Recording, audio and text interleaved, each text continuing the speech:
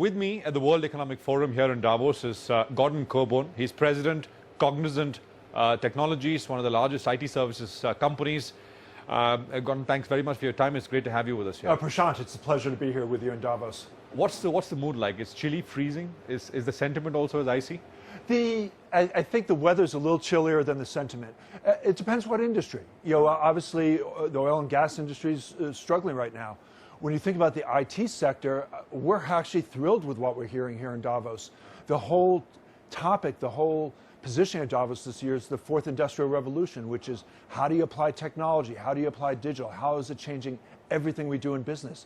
That's what Cognizant does for a living. So you know, we're just thrilled with what we're seeing here. Actually, it works for you guys because, I mean, from a very macro top-down perspective, as industries come under pressure, be it energy, materials, most other sectors as well, are not doing all that great. They look to optimize what they have, right? I mean, increase productivity, and that's where IT comes in a big way. Here's what's interesting. Yes, that was true 4 or 5 years ago. It's really just focusing on optimizing the efficiency. But today, across industries, we're seeing our clients, and you're hearing it here at Davos, have a dual mandate. They have to do 2 things at once, and that is they have to become more efficient and more effective, so reduce their cost of running their business day to day.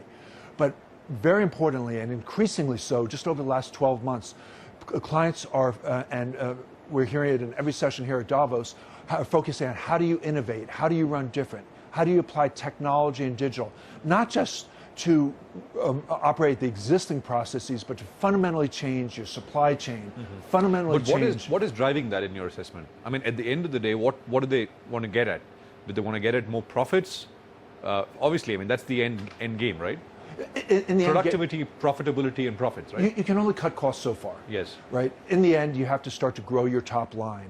And you have disruptive technologies coming into place, whether it's Airbnb or Uber or Amazon.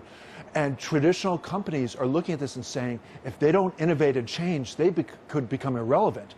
So they're really looking at this, the efforts in digital technologies as how do they make sure they're competitive, how do they make sure they differentiate for the next decade. Let's talk about automation for a bit. How large a trend is that at this point for IT services companies? And where are we in that process of kind of sort of getting to the takeoff point where a lot of stuff gets automated? Prashant, I think you're asking the right question, not if, but when.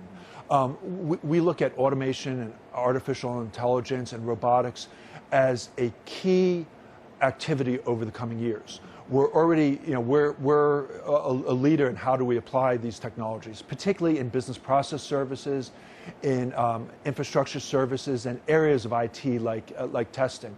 It's still early days, though. I would not want to set unrealistic expectations. I don't think it's going to change the industry overnight. But over the coming 5 years, will it materially break the linearity between revenue and headcount? In certain areas, I think yes. And not only that, but it'll improve service levels. It'll improve efficiency for, just like our clients have to run better and run different, we do as well. So we're investing heavily in these areas, starting to see some benefits, but it's early days. I don't think we've hit the inflection point yet. Application maintenance development is still bread and butter, right? Yep. I mean, it's still 90%. We talk about the digital and automation piece. So I'm just trying to understand. So 5 years, you're saying it's going to transform the industry, automation? I think portions of the industry. Portions of the industry. So if you look at our business today, roughly 70% is traditional IT. The other 30% is business process services, consulting, infrastructure management, so forth. In those areas, clearly it's going to transform. The 30%. In the 30%, yeah. And in portions of the traditional IT, such as testing, such as some of the traditional maintenance work. So if you look at the overall book of business, probably the majority of it will be impacted by automation, but at different degrees. So the way I would think about it, it's an evolution, not a revolution. But you know, if a company's not, if an IT company's not thinking about it, not investing in it, I think they could become irrelevant 5 years from now. But as long as you're active in it, as long as you're experimenting now, starting to get the early benefits, I think it's going to be a plus for the industry. I think it's going to be a plus for growth rates. It's an irony that IT companies themselves are getting disrupted by technology, right? I mean, it's quite incredible. But that's exactly what should happen. Yes, yes. What's the risk of companies becoming irrelevant, as you put it? Or you think not everyone will win, essentially? Right? No, I think just like today, You're seeing a bifurcation in the IT service industry of companies that are effective in the digital space, and you're seeing very different growth rates. I think the same thing will happen with automation over the coming 5 years, particularly in areas like infrastructure management and business process services. Those that are effective in applying these new technologies will do very well. Those that aren't effective in it will struggle. But that's a natural evolution of any industry. What's the feedback from your customers here? Do they want to spend more? What is the volume of work going up volume and value both in 2016 and forward? Overall, obviously it differs a little bit by industry. What we're seeing is IT budgets are going to be up slightly, and operations budgets, because remember, it's not just the IT budget anymore. But what we're seeing is a continued significant shift in where they're spending the money.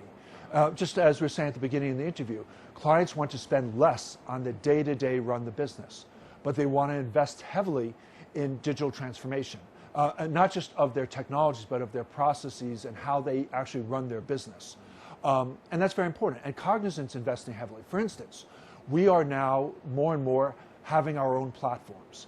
And that's becoming very important because a lot of times clients are saying, because they want to be agile, they want to reduce capital investment, they don't want to have the burden of regulatory compliance. They're saying to us, Cognizant, we want to use your platform, your people, your IT, and we want you to deliver the outcome to us. Healthcare is the best example. We're now having clients who want to pay us per member per month to provide the administrative services. Wow. And we think that's a trend that's going to continue, and we've bet heavily on it. We spent almost $3 billion on TriZetto Group. We've launched 18 of our own organically built platforms in the market. We're aggressively looking to build, partner, and buy additional platforms. So we think that's going to be an important part of our business going forward. One last bit, the Chennai floods, very tough times for the industry.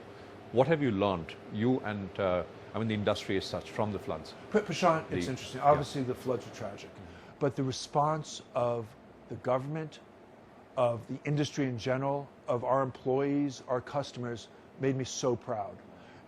The things worked.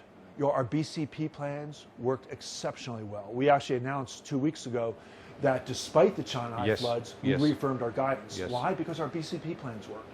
When we look at what the government did in avoiding a health epidemic, it could have been very serious. The government did a stellar job of educating the population and avoiding a health crisis. Our employees, I could not have been more proud. Outside of Chennai, they picked up the slack. We had almost 5,000 people relocate outside the city, even though many of their houses were underwater. We had over 1,000 people, employees, take people into their homes. We opened up refugee centers. One of the local hospitals, they were running out of diesel fuel. We diverted our trucks so their ICU unit could stay up and running. I think it brought our company closer together. I think it brought the industry closer together and strengthened the relationship with the government. It was a perfect example of how government and private industry work together. Tragic events. We committed $40 million towards both helping our employees and helping the city, and many others did the same. So, everyone came together. It was in many ways a proud moment for the country and the industry and for Cognizant. Great to hear that, Gordon. Thanks very much for your time. It's a real pleasure. Thank you. My pleasure, Prashant. Thank you.